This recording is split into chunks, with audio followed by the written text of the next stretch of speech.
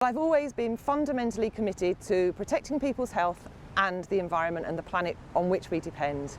I've been representing people in Lancashire on local councils for 2 decades, and then more recently I was elected as the first Green MEP for the North West.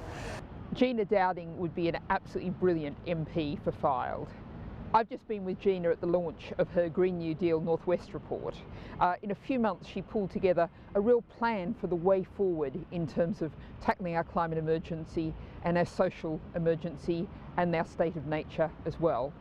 At the launch there was a great range of people from right across the North West, people in electricity, in energy, in manufacturing, a whole group of people that Gina brought together to really talk about how we can build something that really works for the North West. So when you're coming to vote, there's one thing you should be doing in Fylde: vote Green, vote for Gina Dowding. I said at the very beginning that fracking wasn't safe for our area in Lancashire, that it can't be regulated properly, and at last the government has caught up with what we knew all along. There's no such thing as safe fracking.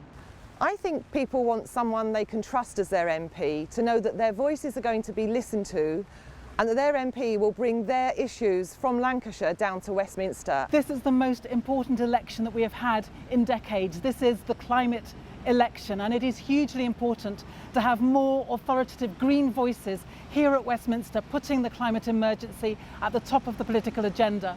So I absolutely urge you, on December the 12th, please go out and vote Green, vote for Gina, and if not now, then when? The biggest issue of them all is the climate emergency, and Gina is the person to take action. She's been fighting in the town hall and she's been fighting on the front line against fracking. She is the person to get things done. So if you want your voice from Lancashire heard in Westminster, vote for Gina.